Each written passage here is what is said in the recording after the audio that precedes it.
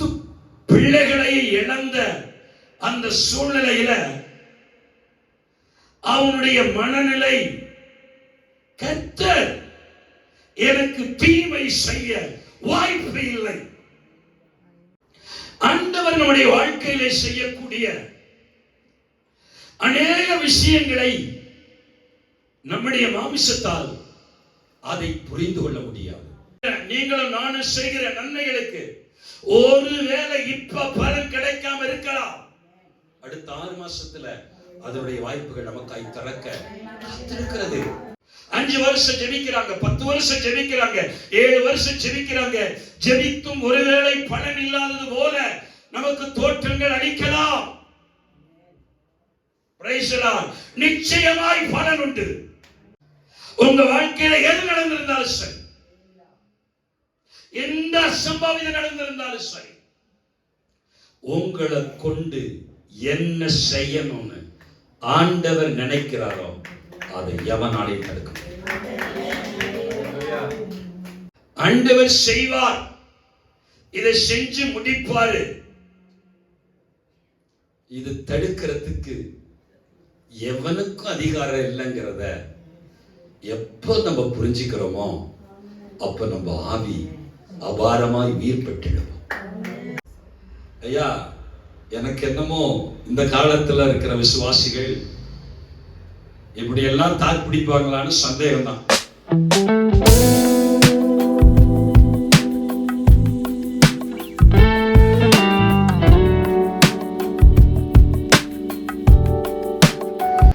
கர்த்தர் நம்மை ஆசீர்வதிப்பாராக.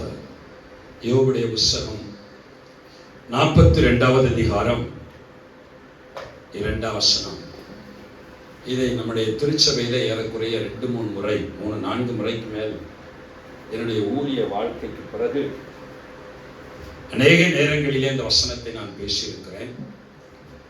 ஒரு வசனத்தை நான் திரும்ப பேசும் பொழுது முன்பு பேசுறது போல் இருக்காது, அது வேறு விதமாக இருக்கும். ஏன்னா ஆண்டவர் கொடுக்கக்கூடிய அந்த வெளிப்பாட்டின் அடிப்படையில நம் வசனத்தை நாம் போதிக்கிறோம். வாசிப்போம். தேவரீ சகலத்தையும் செய்ய வல்லவர், நீ செய்ய நினைத்தது தடைபடாது என்பதை நான் அறிந்திருக்கிறேன். அல்லேலூயா. இங்கே பரிசுத்த வேதாகமத்தில்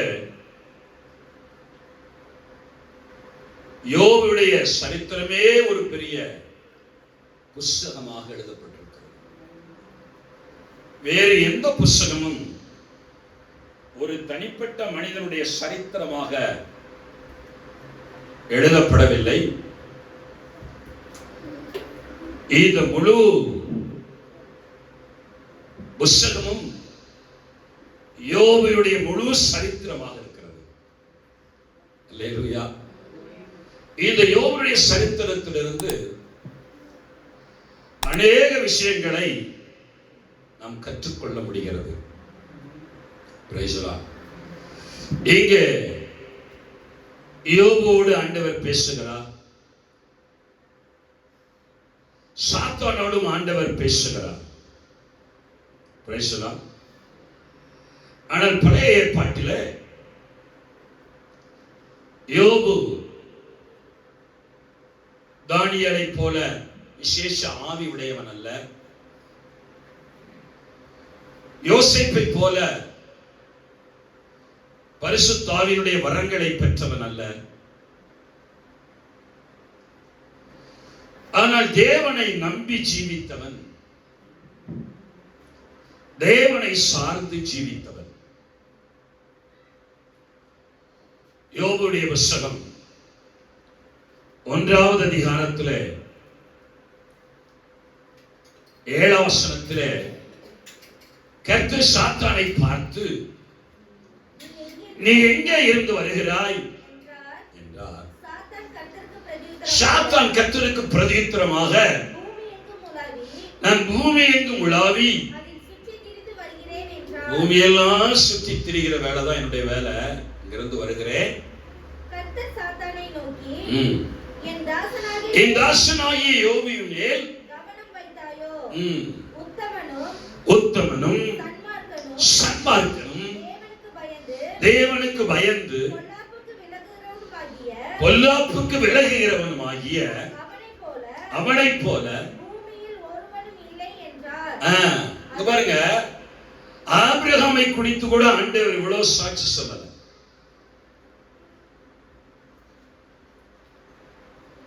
மோசேயை குறித்து கூட இவ்வளவு சாட்சி சொல்லல.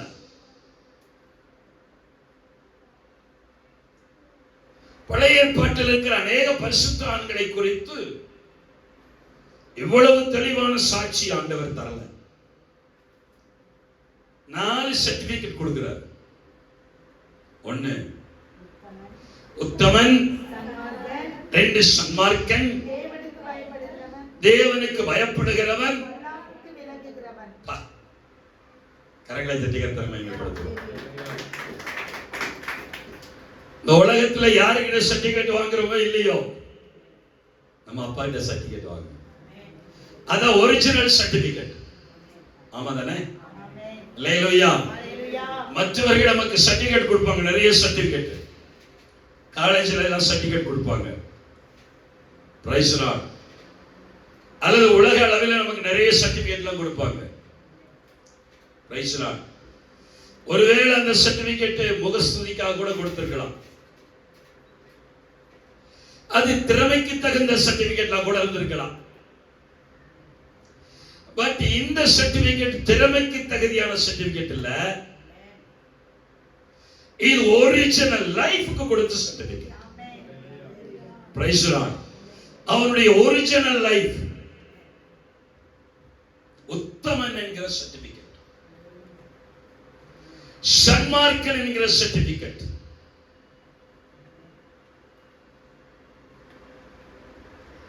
பொல்லாப்புக்கு விலகுகிறவன் என்ற சர்டிபிகேட்டை தேவனிடத்தில் வாங்கலாம். பாருங்க, என்னைக்குமே இந்த 4 குணம் உங்க வாழ்க்கையில இருந்துச்சு அப்படின்னாவே நம்முடைய எதிராளிக்கு கொஞ்சம் பொறாம வரதான் செய்யும். Praise Lord. இந்த 4 குணம் யோபுவுக்கு இருந்ததுனால கர்த்தர் அவனை வேலி அடைக்கல. அவன் கர்த்தரை முழுவதும் சார்ந்து இருந்ததுனால, கர்த்தர் அவனோடு இருந்ததுனால, பயபக்தியாய் வழி செலுத்துகிற குணம் அவனுக்குள்ள இருந்ததுனால, கர்த்தர் அவனை நல்ல வேலி அடைச்சு பாதுகாத்திருந்தார். Price Lord. அவர் சாத்தானுக்கு ஒரு பொறாமை வந்துருச்சு. சாத்தான் ஆண்டவரை பார்த்து சொல்றான்,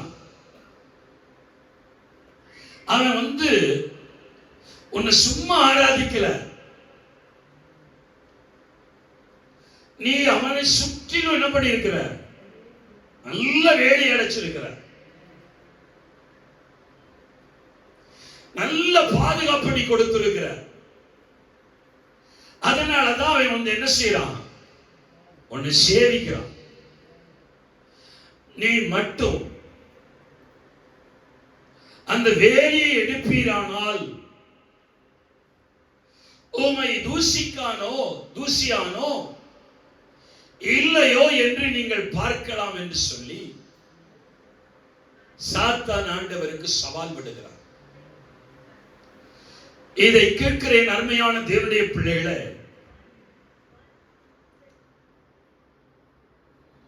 நாம் இந்த பூமியிலே எவ்வளவு உத்தமர்களாயிருந்தாலும், ஒருவேளை பொல்லாப்புக்கு விலகுகிற தேவனுடைய பிள்ளைகளாய் இருந்தாலும்,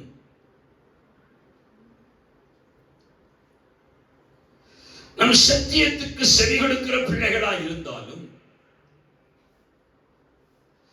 நம்மை குறித்து பிசாசுக்கு ஒரு திட்டம் இருக்கிறது, ஒரு ஒரிஜினல் திட்டம். என்னன்னா, நம்ம வாயிலிருந்து தேவனை எப்படியாவது தூசி.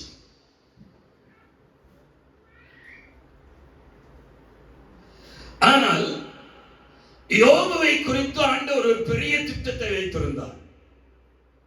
ஒரு பெரிய ஆசீர்வாதமான திட்டத்தை வைத்திருந்தார்.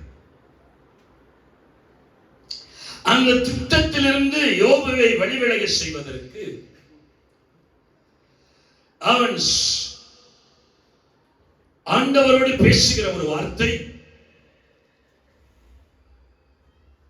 நீ அவனுடைய வேலையை உடைக்க வேண்டும். நீ உடைப்பீரானால் நான் ஒன்றை செய்வேன். அவனுடைய வாயிலிருந்தே தேவனை தூஷிக்க வைப்பேனோ இல்லையோ பாரும் என்று சவால் விட்டான். யோபுவை குறித்து ஆண்டவருக்கு ஒரு பெரிய நம்பிக்கை என்னன்னா, ஒருவேளை நான் இந்த வேலையை எடுத்து விட்டாலும் அவன் என்னை சேவிப்பான். அல்லேலூயா சொல்லுவோமா? அல்லேலூயா. Praise the lord. வாசிப்போமா? 11. ஆனாலும் உம்முடைய கையை நீட்டி அவனுக்கு உண்டானவைகளை எல்லாம் நீர் தொடுவீரானால் உம்மை தூஷிக்கானோ பாரும் என்றார். இதோ அவனுக்கு உண்டானவைகளை எல்லாம் உன் கையில் இருக்கிறது, அவன் மேல் மாத்திரம் உன் கையை நீட்டாதே என்றார். அப்பொழுது சாத்தான் கர்த்தருடைய சந்நிதியை விட்டு புறப்பட்டு போனான். போதும். இப்போ ஆண்டவருக்கு சாத்தானுக்கும் ஒரு பெரிய சவால் நடந்து கொண்டிருக்கிறது. ஆண்டவர் யோபுவை குறித்து சாட்சி கொடுக்கிறார். சாத்தான் சொல்லுகிறான், உத்தமனாய் இருக்கக்கூடிய சன்மார்க்க வாழ்க்கை வாழக்கூடிய கர்த்தருக்கு பயப்படக்கூடிய பொல்லாப்புக்கு விலகக்கூடிய அவனை வச்சே உன்னை தூஷிக்க வைக்கிறேனா இல்லையா பார்.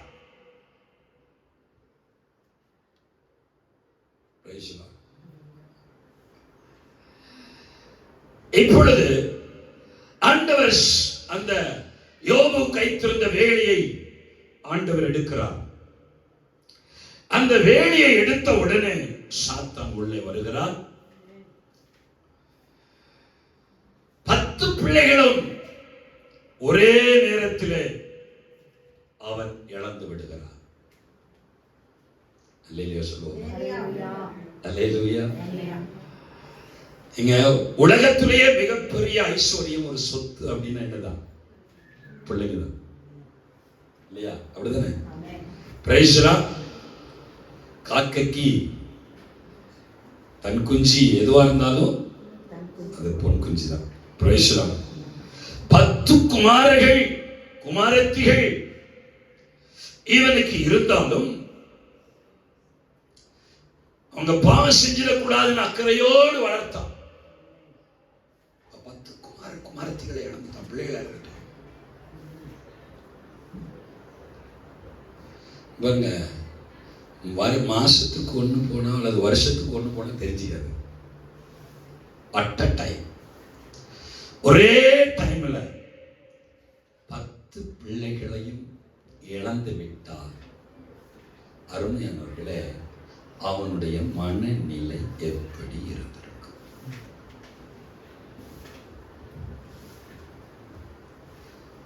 ஒண்ணு இல்லைங்க, நம்ம வீட்டுல ஒரு பொருள் திருட்டு போயிடுச்சுனாவே என்ன செஞ்சிருது? மனநிலை என்ன செஞ்சிருது? மாறுது.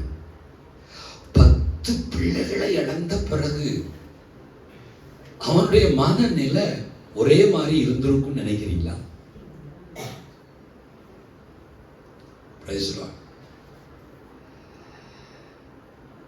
இது அவனுடைய உத்தம குணத்துக்கும் அவனுடைய சன்மார்க்க ஜீவியத்துக்கும் தேவனுக்கு பயப்படுகிற அந்த குணத்துக்கும் எதிராய் நடந்த ஒரு பெரிய யுத்தம், ஒரு பெரிய போர்.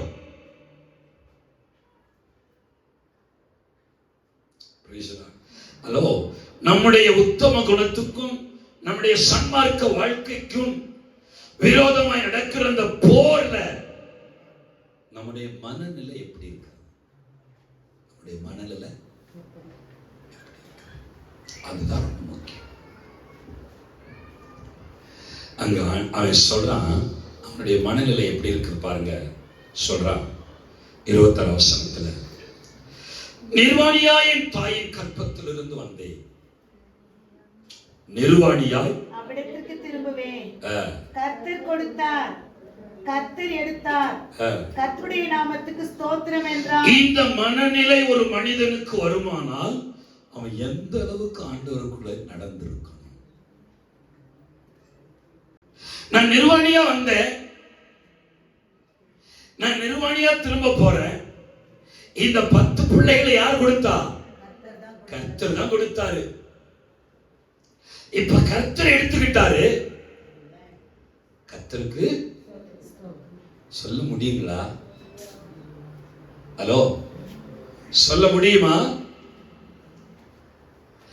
அப்போ 10 பிள்ளைகளை இழந்த அந்த சூழ்நிலையில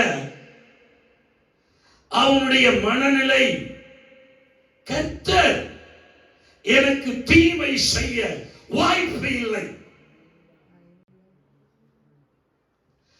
இந்த தீமையில அவர் ஏதோ ஒரு நன்மையை என்னுடைய வாழ்க்கையில மறைத்து வைத்திருக்கிறார்.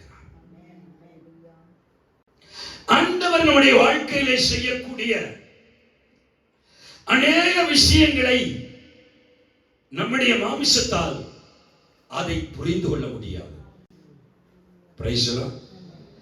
ஏன் நம்முடைய வாழ்க்கையில சில இழப்புகள் வருகிறது? ஏன் நம்முடைய வாழ்க்கையில சில தோல்விகள் வருகிறது? நம்மை நாம் ஆராய்ந்து பார்ப்போம். நம்ம எவ்வளவுதான் நம்மளை ஆராய்ச்சி பண்ணி பார்த்தாலும் நம்மிடத்தில் ஒரு குற்றம் இருக்காது.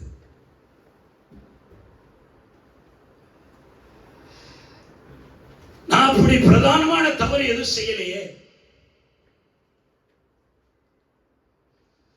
பொல்லாப்புக்குரிய காரியத்தை நான் செய்யலையே, அப்படி இருந்தும்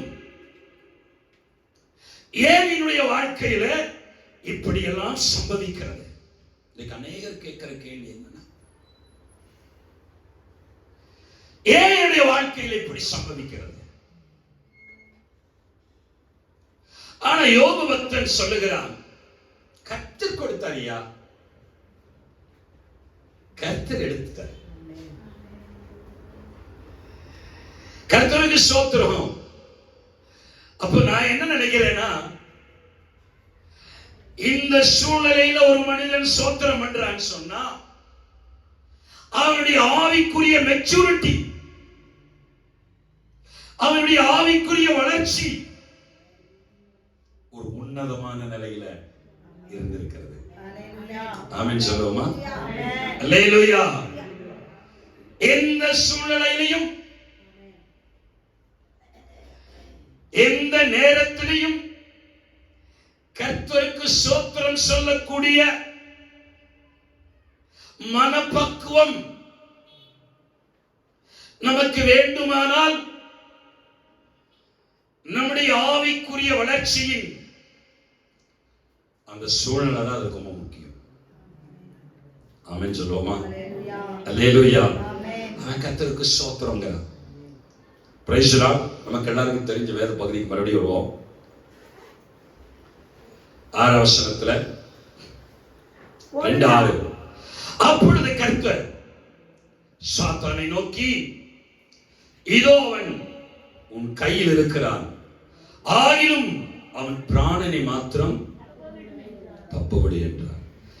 அப்பொழுது சாத்தான் கர்த்தருடைய சந்நிதியை விட்டு புறப்பட்டு யோபுவின் உள்ளங்கால் தொடங்கி,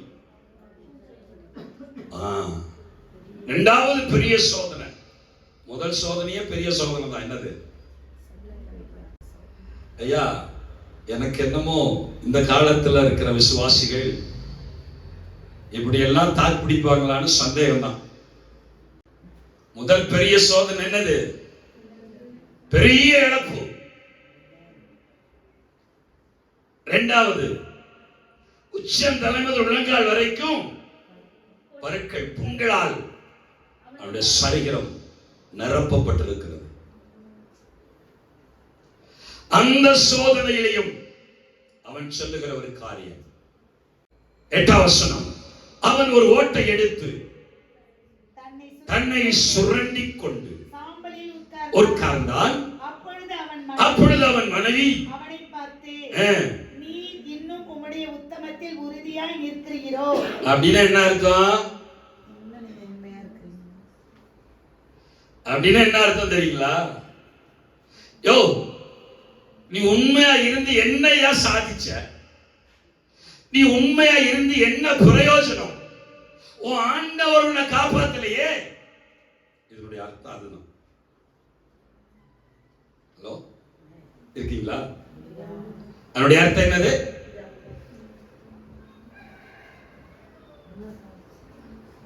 ஆண்டவர் உத்தமர், உத்தமர், உத்தமர், உண்மையா இருக்கணும், உண்மையா இருக்கணும், உண்மையா இருக்கணும். ஒவ்வொரு நாளும் வழி செலுத்தினியே, உன் உத்தமத்துக்கு கிடைச்ச பலன் இதுதானா?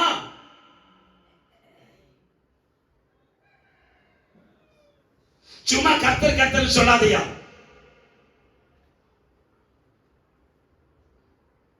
என்ன பண்ணிருக்கணும் கர்த்தர்? உன் உத்தமத்துக்கு என்ன பண்ணிருக்கணும்? அவரு உன் பிள்ளையை காப்பாத்தி இருக்கணும். நீ உத்தம குணத்துல இருந்திருந்தீன்னா உன் பிள்ளையை காப்பாத்தி இருக்கணும். உனக்கு இப்படிப்பட்ட பெரிய வியாதி வந்திருக்கு, அதுல உன்னை காப்பாத்தி இருக்கணும். இது ரெண்டையும் அவர் செய்யல. என்னமா பெரிய உத்தமன் சொல்லிட்டு இருக்கிற நம்மளையும் அப்படிதான் பெரிய உத்தமன் சொல்லிட்டு இருக்கிற பாருங்க. ஆண்டவரை ஏற்றுக்கொண்ட பிறகு சில நேரத்தில் நம்ம பொருளாதாரத்தில் ரொம்ப பின்தங்கி இருந்தோம்னா, ஏன்னா பொருளாதாரத்தில் ரொம்ப பெரிய ஆளை பார்த்தோன்னே நம்மளை பார்த்து கேட்பான், ஆண்டவர் ஆண்டவர்னு போயிட்டு இருக்கிற, தோத்திரம் தோத்திரம் சொல்லிட்டு இருக்கிற.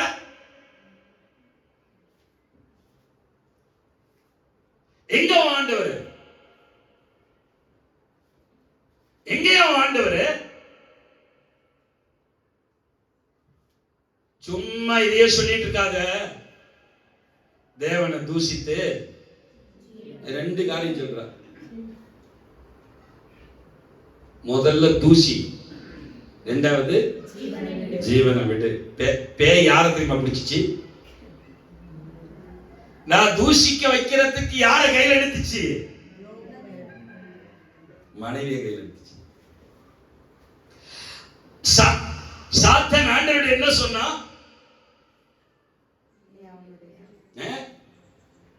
நான் உன்னைய தூசிக்க வைக்கிறனா இல்லையா பாரு. இதானே அவனுடைய சவால். இந்த சவாலுக்கு யார கையில் எடுக்கிறான்? மனைவியை கையில் எடுக்கிறான். குடும்பத்தில் உள்ள ஒரு நபரை தான் கையில் எடுக்கிறான்.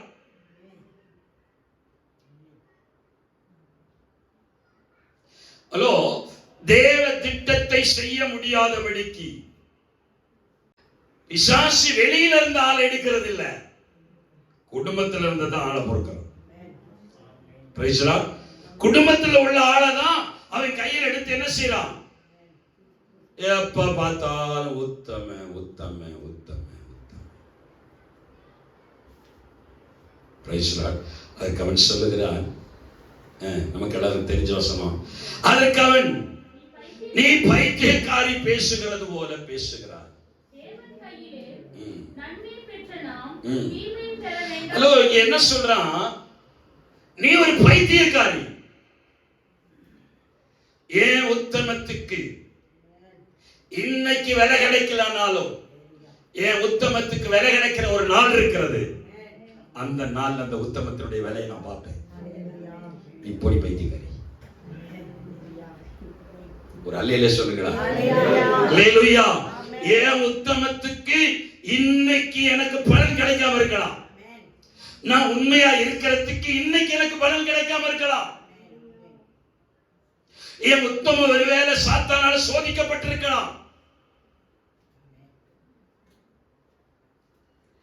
தேவன் எதற்காக என்னுடைய உத்தமத்தை சோதித்தார் என்று எனக்கு தெரியாது.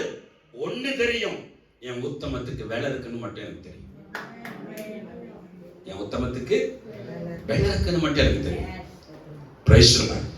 அருமையான தேவனுடைய பிள்ளைகளே, நீங்களும் நானும் செய்கிற தியாகத்துக்கு, நீங்களும் நானும் செய்கிற உத்தமத்துக்கு, நீங்களும் நானும் செய்கிற நன்மைகளுக்கு ஒருவேளை இப்ப பலன் கிடைக்காம இருக்கலாம்.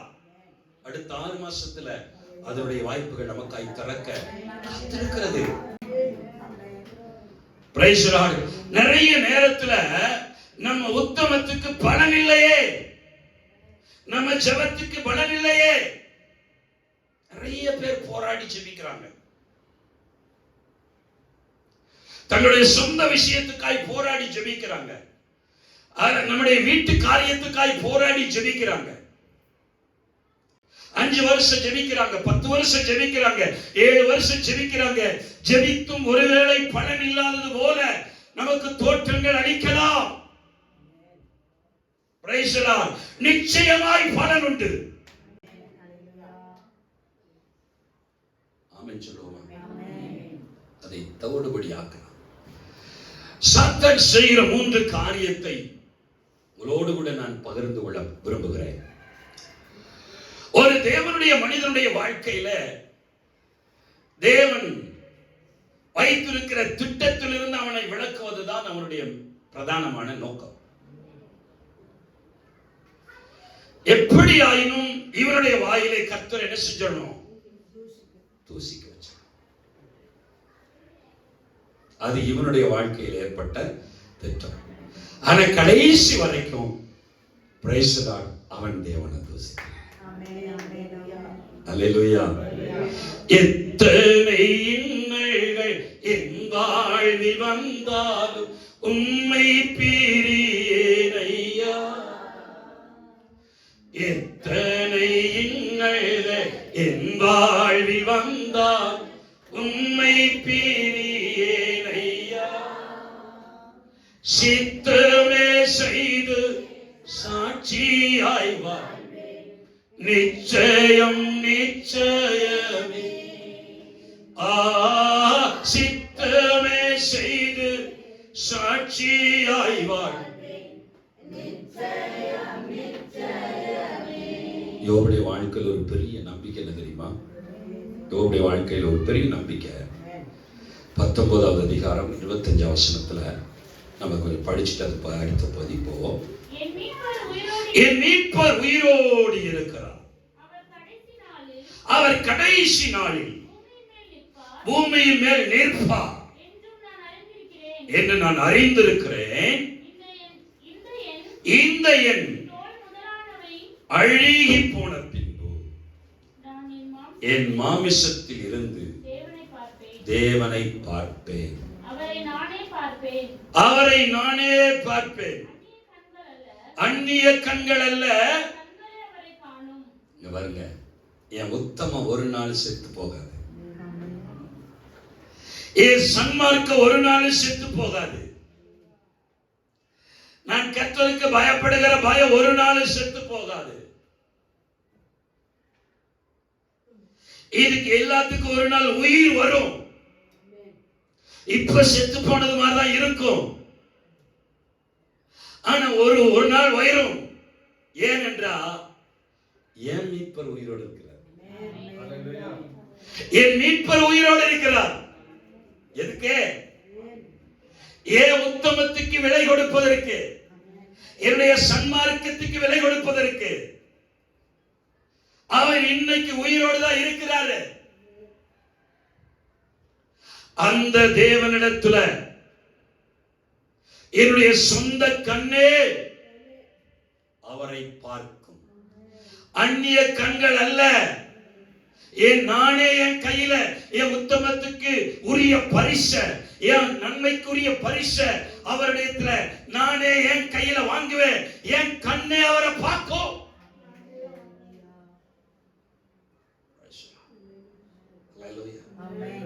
அருமையானவர்களே, அநேக நேரங்களிலே நம்முடைய உத்தம குணம் சோதிக்கப்படுகிறது, நம்முடைய உண்மை நிலவரங்கள் சோதிக்கப்படுகிறது,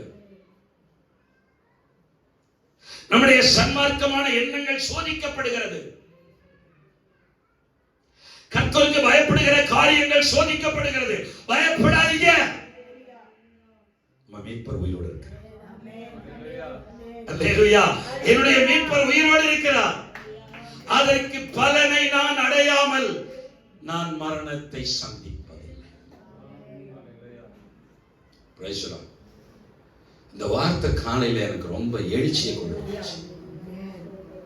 ஆமென் சொல்லுவோம். அல்லேலூயா. அருமையான தேவனுடைய பிள்ளைகளே, சாத்தானுடைய முதல் சூழ்ச்சி என்னன்னா, ஒரு தேவனுடைய பிள்ளை ஆண்டவர் என்ன பண்ணணும்? தூசிக்க வைக்கணும்.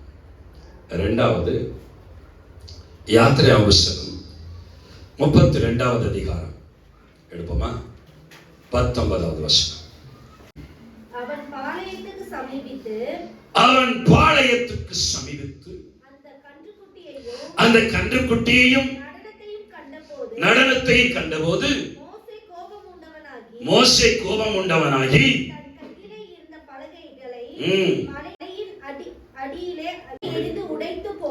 உடைத்து போட்டு போதும். நல்ல கவனிங்க. மோசே 40 நாட்கள் தேவனை சந்திக்கும்படிக்கு அவன் மலை மேல் ஏறிவிட்டான். பிதாவாகிய தேவனை சந்திக்கும்படிக்கு அவன் மலை மேல் ஏறின பிறகு அங்கே இருக்கக்கூடிய மோசே வழிநடத்தி வந்த இஸ்ரவேல் ஜனங்களும் ஆரோனும் மலைக்கு கீழ் இருக்கிறார்கள். மோசே தேவனை சந்திப்பதற்காகவும் அங்கே தேவனிடத்தில் சாட்சி பலகைகளை பெற்றுக் கொள்வதற்காகவும் அங்கே மலைக்கு மேல் போயிருக்கிறான். அவன் மோசே வருவதற்கு தாமதிக்கும் போது அங்கே இருக்கிற ஜனங்களும் அங்கே ஆரோனும் சில முடிவெடுத்து சில தவறுகளை செய்கிறார்கள். முதல் வசனம் 32 முதல். மோசே மலையிலிருந்து இறங்கி வர தாமதிக்கிறதை ஜனங்கள் கண்டபோது கூட்டம் கூடி எங்களை அழைத்துக் கொண்டு வந்த அந்த மோசேக்கு என்ன சம்பவித்ததோ அறியோம். ஆதலால் நீர் என்ன செய்ய வேண்டும்? எழுந்து எங்களுக்கு முன் செல்லும். நீங்கள் எங்களுக்காக ஒரு தெய்வத்தை உண்டு பண்ண.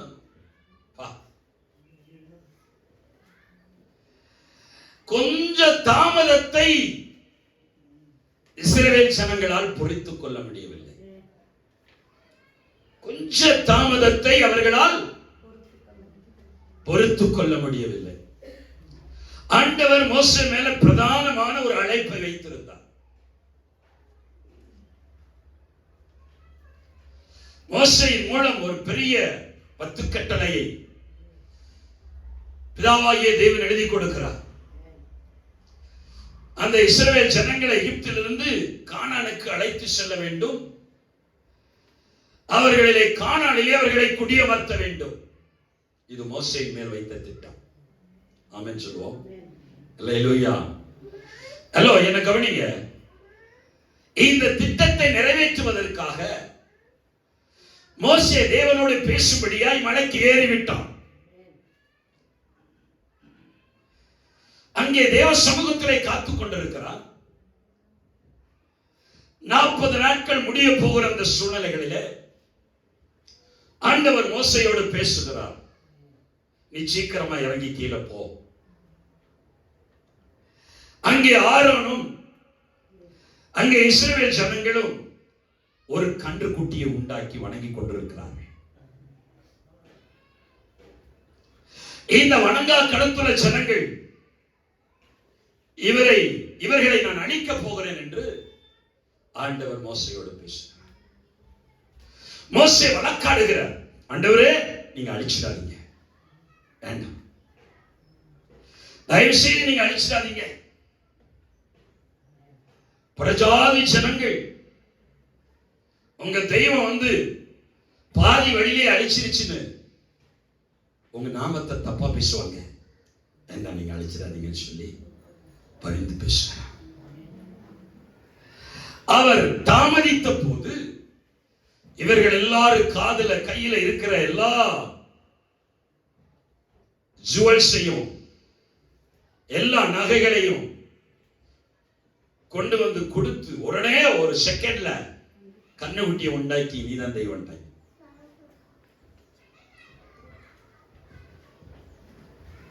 இப்படி தேவனை துக்கப்படுத்துகிற ஒரு காரியத்தை அவர்கள் செய்து கொண்டிருக்கும் பொழுது மோசே மலையிலிருந்து இறங்கி நடந்த சம்பவத்தை பாருங்க. மோசே மலையிலிருந்து இறங்கி வருகிறார். 17 ஜனங்கள் ஆரவாரம் பண்ணுகிறதை யோசுவா கேட்டு பாளையத்தில் யுத்தத்தின் இரைச்சல் உண்டாயிருக்கிறது என்றார். அதற்கு மோசே, அது ஜெயத்துணியாகிய சத்தமும் அல்ல, ஜெயத்துணியாகிய சத்தமும் அல்ல, பாடலின் சத்தம் எனக்கு கேட்கிறது. அவன் பாளையத்துக்கு சமீபித்து அந்த கன்றுக்குட்டிகளையும் நடனத்தையும் கண்டபோது மோசே கோபம் உண்டவனாகி, இப்பதான் என்ன பண்ணா, ஆண்டவர்கிட்ட சொல்லிட்டு வந்து, ஆண்டவரே நீங்க என்ன செய்யாதீங்க, தயவு செய்து கோபப்படாதீங்க. ஆண்டவருடைய கோபத்தை ஜபத்துல சாந்தப்படுத்திட்டு பெரிய பலகை எடுத்துப்பாங்க. இவர் சாந்தமா இருக்கிற மாதிரி அங்க நடக்குது. ஹலோ, சாந்தமா பரவாயில்லையே, தோத்துறோம், நல்ல கண்ணுக்குட்டியா இருக்கே அப்படின்னு சாந்தமாவா சொல்ல முடியும்?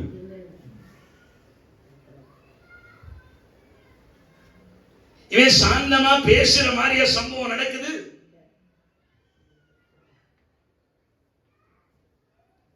இங்க சாந்த குணமுள்ளவன் என்று சாட்சி பெற்றவனையே கோபப்படுத்திட்டாங்க.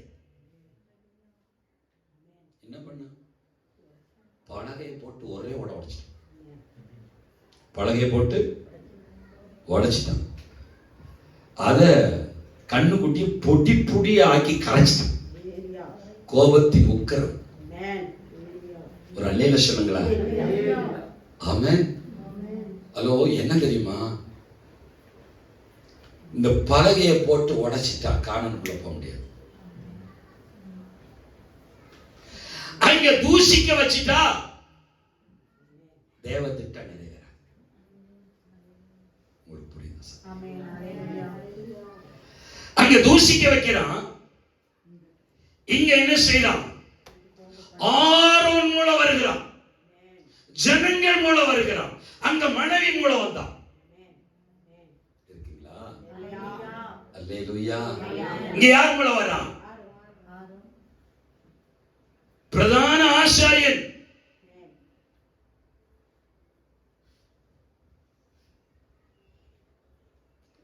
ஹலோ, யார் மூலம் வருவான்னு தெரியாது. இருக்கீங்களா? அல்லேலூயா சொல்லுவீங்களா? ஆமென். இங்க இவனை கோபம் ஊட்டுவதற்கு இந்த ஆரோன் மூலம் அவன் கடந்து வருகிறான். போட்டு அடிச்சிட்டான்.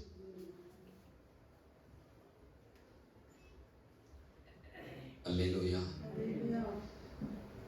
அருமையானவர்களே, தேவன் நம்முடைய வாழ்க்கையில எதை செய்ய நினைக்கிறாரோ அதை செய்து முடிப்பார். அது எந்த சாத்தானுடைய வாழ்க்கையில் வந்தாலும், அது எவ்வளவு பெரிய மந்திரவாதி வந்திருந்தாலும் சரி, அல்ல பாரம்பரிய ஆவியினுடைய பின்தொடர்பு இருந்தாலும் சரி, அது செத்த ஆவியினுடைய பின்தொடர்பு இருந்தாலும் சரி, ஒரு சூழ்நிலை வரும் பொழுது கர்த்தர் எல்லாவற்றையும் மாறுதலை ஏற்படுத்துவார். இன்னொரு வசனத்தை உங்களுக்கு சுட்டி காட்டுவார். கர்த்தர் நம்மை ஆசீர்வதிப்பாராக. மத்தேயு சுவிசேஷம் 26வது அதிகாரம் எடுத்தருள் வாசம் 70-71 வசனங்கள். அதற்கு அவன், நீ சொல்லுகிறது எனக்கு தெரியாது என்று எல்லோருக்கும் முன்பதாக மறுதலித்தான். இப்ப என்னன்னா, பேதுரு ஆண்டவர் ஒரு விசேஷமான பாத்திரமாய் தெரிந்தெடுத்தார். ஏன்னா பெந்தெகோஸ்தே நாள்ல பேதுரு முதல் அப்போஸ்தலன். ஆமென் சொல்லுமா? அவனுடைய பிரசங்கத்துல தான் 3000 ஜனங்கள் ரட்சிக்கப்பட போகிறார்கள். அவனுடைய இரண்டாவது பிரசங்கத்துல தான் 5000 ஜனங்கள் ரட்சிக்கப்பட போகிறார்கள். இது தேவனுடைய விருப்பம், தேவனுடைய ஆசை. அப்பேற்பட்ட அப்போஸ்தலனை, அப்பேற்பட்ட ஒரு பரிசுத்தவானை, தேவனால் முன்குறிக்கப்பட்டவனை, தேவனால் அழைக்கப்பட்டவனை அவனுடைய வாயிலேயே மறுதலிக்க வைக்கிறான். அவருடைய வாயிலேயே மறுதலிக்க வைக்கிறான். என்ன மறுதலிக்க வைக்கிறான்? இயேசுவா? எனக்கு தெரியவே தெரியாது. 72 அவனோ அந்த மனுஷனை நான் அறியேன் என்று ஆணையிடுகிறான். மறுபடியும் மறுதலித்தான்.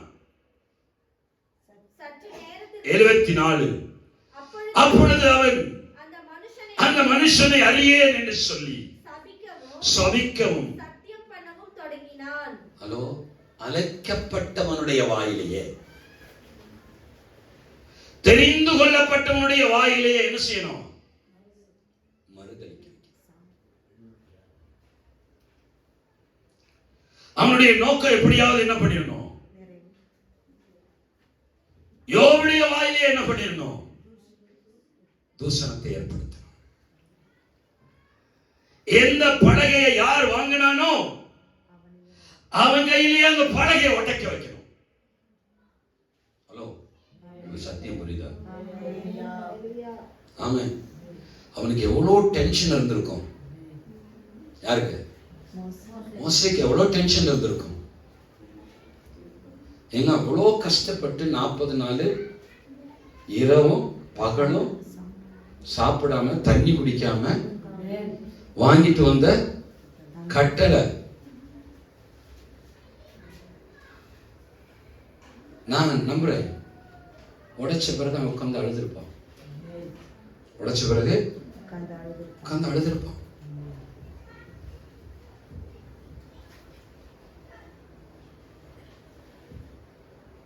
இங்க மறுதலிக்க வைக்கிறான். எப்படியாயினும் மறுதலிச்சு ஆண்டவரை விட்டு என்ன செஞ்சிடணும்? ஆண்டவருக்கும் பேதுருவுக்கும் இடையில ஒரு பெரிய பிளவை ஏற்படுத்திடணும். அப்படி ஏற்படுத்திட்டோம்னா இவர் பெந்தெகோஸ்தே நாளுக்கு என்ன செய்ய மாட்டாரு.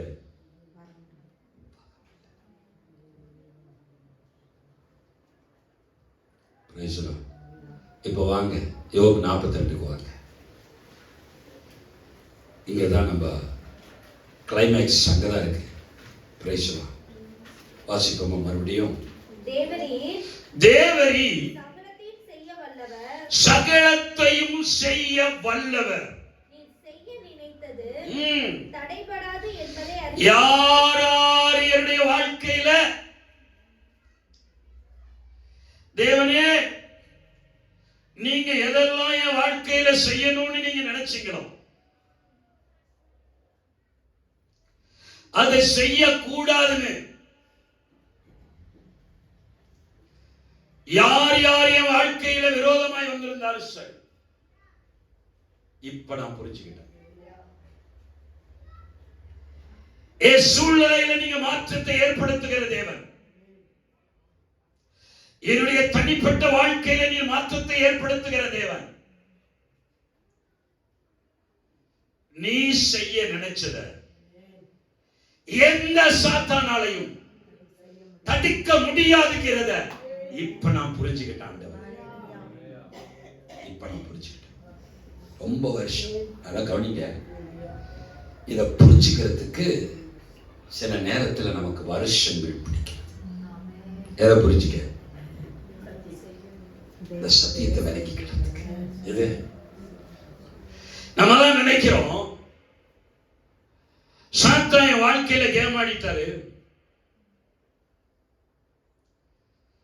என்னுடைய சொந்தக்காரங்க என் வாழ்க்கையில கேமாடிட்டாங்க. என் கூட பிறந்தவர்களே வாழ்க்கையில கேமாடிட்டாங்க.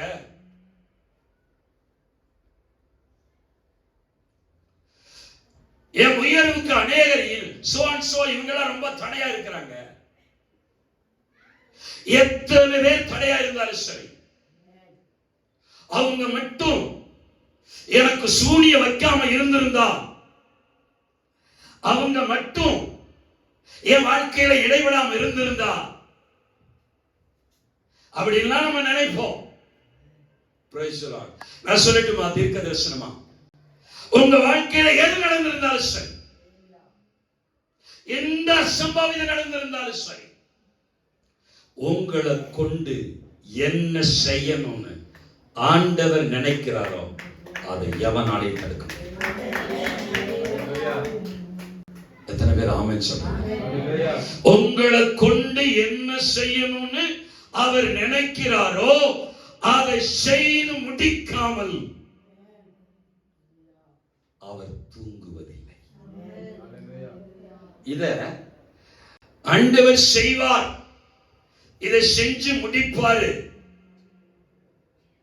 இது தடுக்கிறதுக்கு எவனுக்கும் அதிகாரம் இல்லைங்கிறத எப்ப நம்ம புரிஞ்சுக்கிறோமோ அப்ப நம்ம ஆவி அபாரமாய் உயிர் பெற்றிடுவோம். நம்முடைய ஆவி எப்படி பானா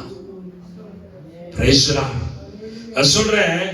இந்த சத்தியம் உங்க வாழ்க்கையில போச்சுன்னா, ஒருவேளை நான் சொல்றேன், நீங்க மேல வரக்கூடாது, நீங்க உயர்ந்த இடத்துக்கு வரக்கூடாது, உங்களுக்கு விரோதமாய் பல திட்டங்களை தீட்டலாம். சூனியம் கூட வைக்கலாம்.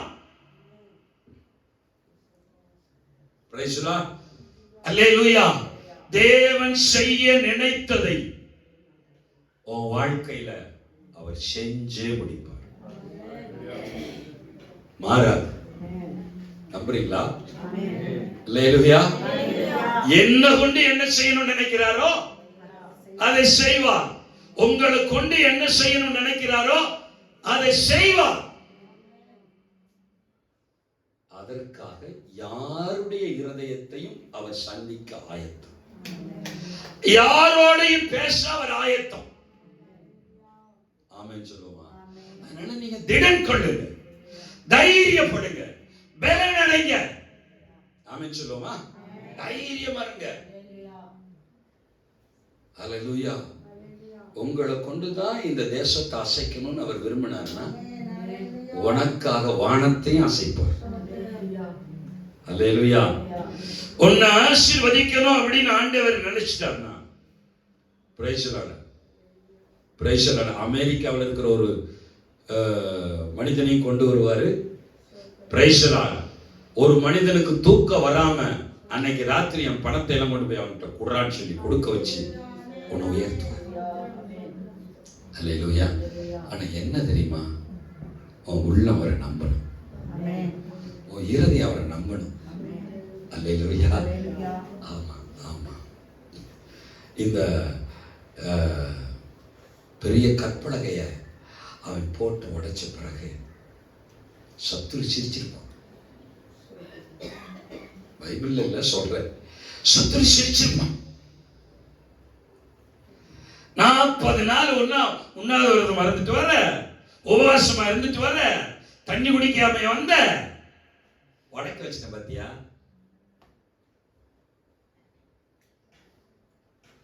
ஹலோ, உங்களுக்கு புரியுதா? யாரை ஜெபிக்கிறாங்களோ அவங்களையே டென்ஷன் படுத்திடுறான். ஜெபிக்காதவங்களுக்கு டென்ஷனே கிடையாதுமா. பலகையை வாங்குறவனுக்கு தான் டென்ஷன். கண்ணுக்குட்டியை உண்டவனுக்கு என்ன டென்ஷன்? ஒரு டென்ஷன் கிடையாது. அல்லேலூயா. என்ன நீ இப்படி ஜெபிக்கிற, என்ன நீ டென்ஷன் படுற? ஜெபிக்கிறவனுக்கு தான் டென்ஷன் வரும். மலை மேல ஏறுறவனுக்கு தான் டென்ஷன் வரும். ஏன்? அவன் தான் தரிசனம் பெற்றிருக்கிறான். கண்ணுக்குட்டியை உண்டாக்க கூடாது தரிசனம் அவனுக்கு தான் இருக்கு. அவனுக்கு டென்ஷன் வரும். ஆரோன் கேட்க கூடாது, என்ன ஏன்னா 40 நாள் உபவாசம் இருந்துட்டு வந்துட்டு இப்படி டென்ஷன் பண்றீங்க. ஹலோ, ஒரு அல்லேலூயா சொல்லுங்க. அல்லேலூயா. Praise lord. எப்படி ஆயினும் நம்மளை டென்ஷன் படுத்தணும், எப்படி ஆயினும் நம்முடைய வாயில தூசிக்க வைக்கணும், எப்படி ஆயினும் ஆண்டவரை நம்ம செய்யணும்.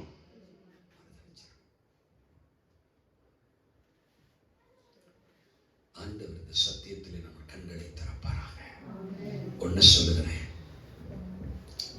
நம்மளை கொண்டு என்னதான் டென்ஷன் படுத்தினாலும், என்னதான் நம்மளை கொண்டு பல காரியங்களை பழைய வாழ்க்கையில நம்மளை மறுதளிக்க வச்சாலும், பிரைஸ் தி லார்ட், ஆமென், எத்தனை வருஷங்கள் ஆனாலும் நான் எனக்கு ஒரு நம்பிக்கை இருக்கு, உங்களை கொண்டு இந்த சபையில என்ன செய்யணும்னு நினைக்கிறார், உங்களை கொண்டு இந்த தேசத்துல என்ன செய்யணும்னு நினைக்கிறார், அதை செய்ய முடியுமா?